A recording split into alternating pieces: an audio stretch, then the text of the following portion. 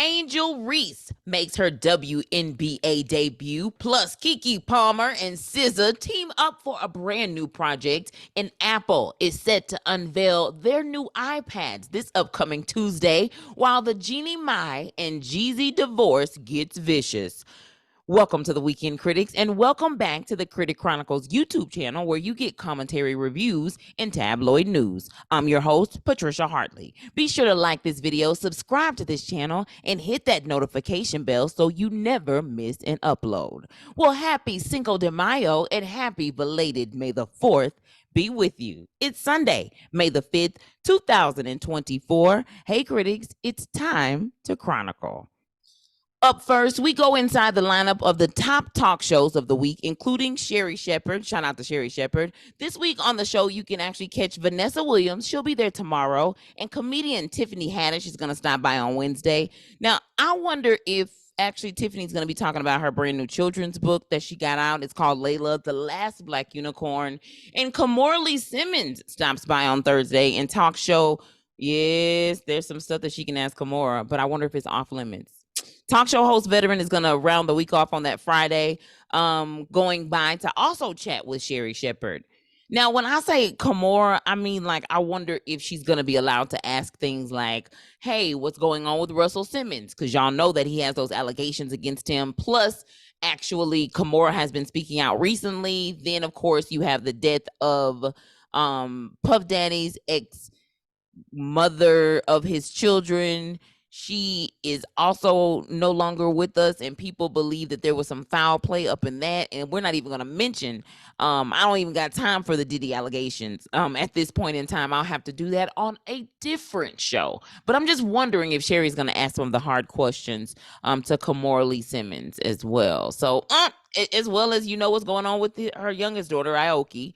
She's been seen what some people would call frolicking around the country with the billionaire tycoon. So you got to watch Sherri's show on this week in order to see. And then, interestingly enough, Sherri's actually going to be going over to the Jennifer Hudson show on Thursday, while Kerry Washington and CeCe Winans is going to be there on the Jennifer Hudson show on Wednesday. Want to give a big congratulations to People Magazine. They're actually celebrating 50 years. And in honor, the magazine has collaborated with a photo company there in New York to produce an exhibition featuring some of the most iconic photography from the magazine over the past 50 years. I've seen actually some of the folks like Viola Davis on like their Instagram page. They've been putting up some of the photos of some of the pictures from People Magazine. So you can probably catch some of those if you're following some of those folks on the gram or on some of their socials there. And speaking of socials, y'all, Mama Tina is over on Instagram showing off that she was at the Kentucky Derby. Now, I had no intentions of talking about the Kentucky Derby, y'all, okay? I follow, though, of course, Mama Tina Knowles. She's the mother of the famous Beyonce and Solange Knowles, and she was at the Kentucky Derby showing out with her friends. You know she got famous friends, child. The legendary Motown singer Smokey Robinson, and actress, author, and activist Holly Robinson Pete. They got the big hats on over there at the Kentucky Derby. I can't tell y'all who won, but I can tell you what Mama Tina was posting on Instagram about it, okay? But shout out to everybody who did go out to the Kentucky Derby. And of course, y'all, it's time for my public library announcement. Now, here at the Critic Chronicles, our goal is to provide quality but juicy content from websites, digital magazines, and tabloids, most of which are sourced from our public libraries. Now, research from the National Library of Medicine show that there are an estimated 17,000 public libraries nationwide, totaling 4 million visits each day. Public libraries are civic organizations that are committed to providing invaluable resources beyond books that are free and open to the public. Get your library card to access thousands of resources today. Critics, it's time for tabloid news that you can use.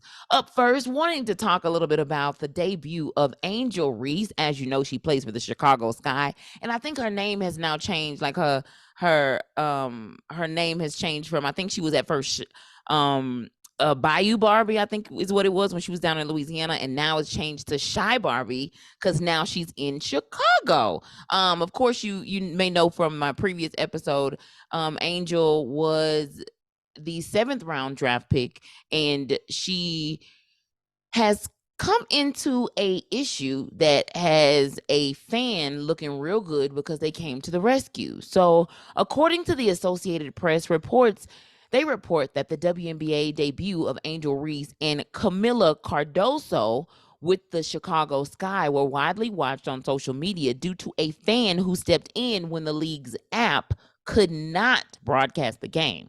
Now, first off, I don't think that would ever happen with the NBA. But luckily, a fan came to the rescue, and the video reportedly showed about, get this, y'all, 434,000 total views. Okay, I think it was a little bit over 150,000, maybe like at a time. Like at one time, people was actually viewing it during the stream. But the WNBA app that was supposed to actually live stream, for some reason, I don't know, there was like a mishap during that particular game. But guess what? The Associated Press says in the report that the WNBA app did, however, successfully live stream the Caitlin Clark debut with the Indiana Fever. Now, the Lynx coach Cheryl Reeve was asked about the stream after the game, and she said that the streamer, hey, it's Allie, deserves $3 per viewer. Right? So basically, girl, you need to get paid for what you did. The coach goes on to say, people want to see that it's not just about Caitlin. This isn't Caitlin's fault in any way. It's more, the recognition that there's general excitement about the WNBA in ways that we haven't seen before. As many of you know, there has been so much talk, more so I'm sure that you've seen in terms of activity about the WNBA, like the past couple of years. And I can't even look at different reports in or on websites now without seeing something about something going on with the WNBA, no matter who it might be or what team it might be or the coach it might be, right? And so the coach continues on. Cheryl Reeve says, so we have to capitalize to really ensure that this is a movement. And I agree with her.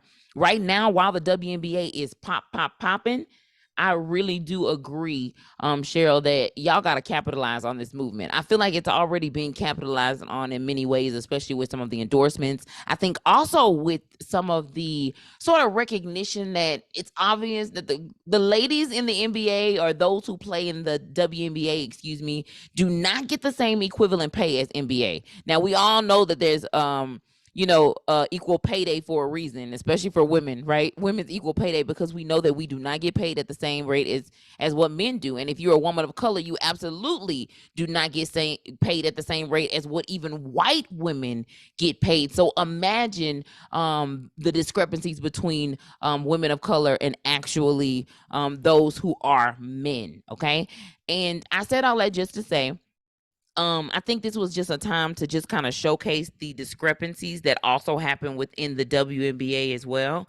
Because while maybe it was not what the WNBA meant, it gave the impression that the WNBA wanted to make sure that the game for that debuted for Caitlin Clark was a part of the app, but they did not make sure that happened with Angel Reese and Camila Cardoso. So I said all that just to say, get it together, WNBA, and capitalize off this movement, as Cheryl Reeve said, because that was not a good capitalization.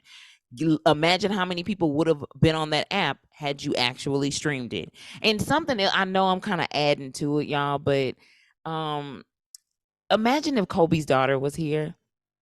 I mean, imagine really what that would do. I seen a something this weekend on one of the Instagram posts congratulating or just saying happy birthday to her, because this would have been like her 18th birthday somewhere around this last week or so.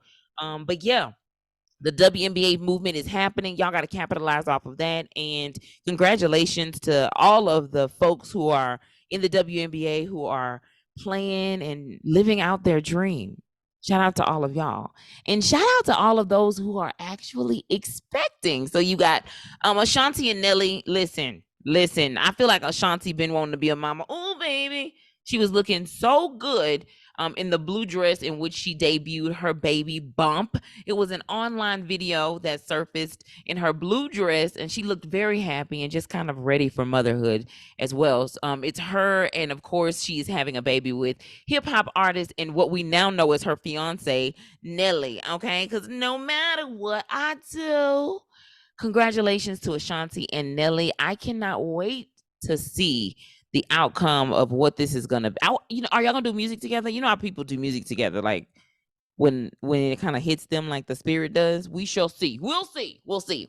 And Jalen Green and Drea Michelle, Rockets basketball NBA player Jalen Green, and of course veteran basketball wives, star Drea Michelle, they're expecting a baby later this month. The DailyMail.com reports. And while Jalen just welcomed another baby in February with another woman, and right now, folks, they seem to be bothered about this publicly, but both of the ladies seem to be a-okay. So we'll just kind of leave it there for now, but time will tell, of course.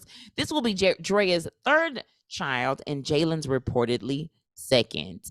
And mamapreneur and fitness personality Joy Chavez is expecting her third child and unveiled it on her Instagram with a beach reveal. Congratulations to her and NFL star and Dallas Cowboys player Trayvon Diggs. Now, from the looks of from the looks of what I actually seen on Instagram, it will not be too much longer before we will see a baby born in that family. So congratulations to all of them and this journey. And one journey that's unfortunately not going as well is the journey between Jeanie Mai and Jeezy.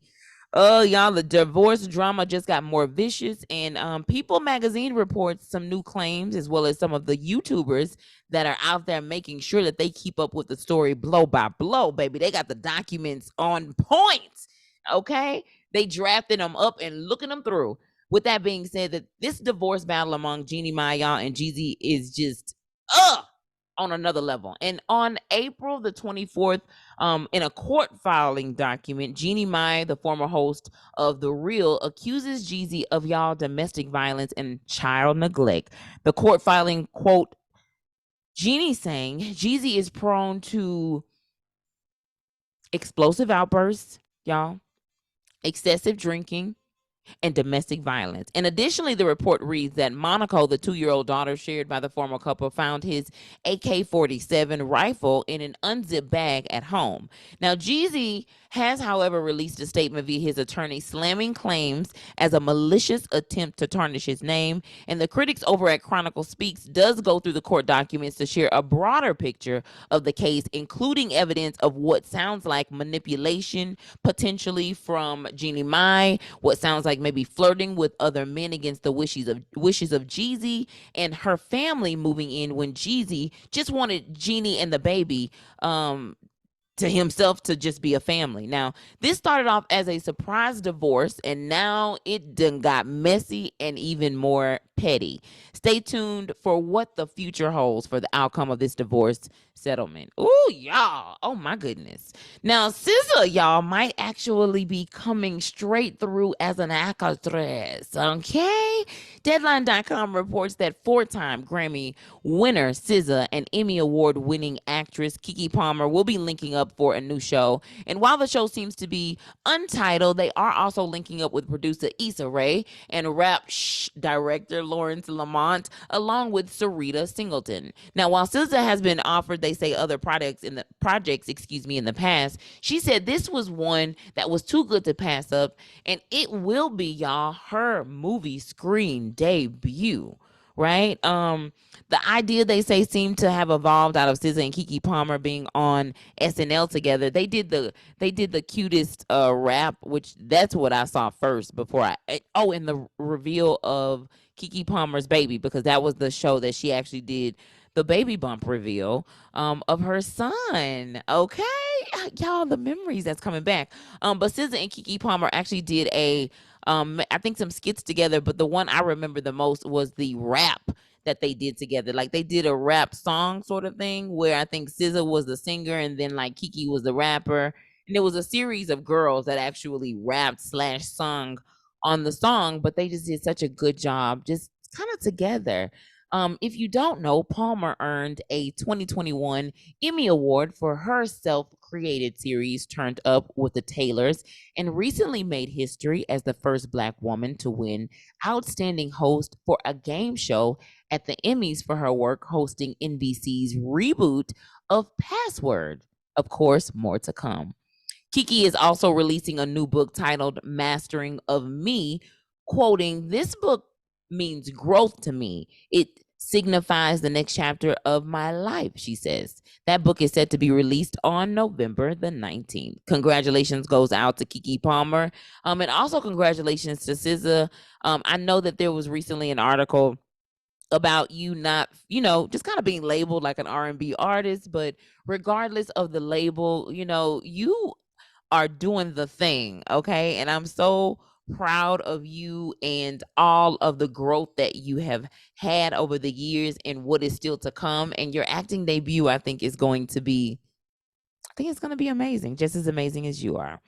And considering some of the things that are actually going on in society today, I'm so excited as well for EGOT winner Whoopi Goldberg, who is also releasing a book. It's going to chronicle her life from the projects to stardom. Now, in the People magazine article written by JP Magdalene, Goldberg shares how hard it was to write the book, especially since her mother passed in 2010 and then her brother just 3 years later in 2013.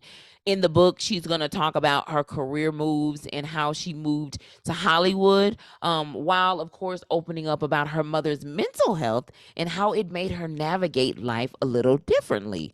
Her new memoir is going to be called Bits and Pieces: My Mother, My Brother, and Me, and is set to be released this Tuesday, May the 7th. Okay, May the 7th. Boy, May the 7th got a lot of stuff going on. The unveiling of these iPads. Yes. Now let's get into a little bit of yesterday's recap.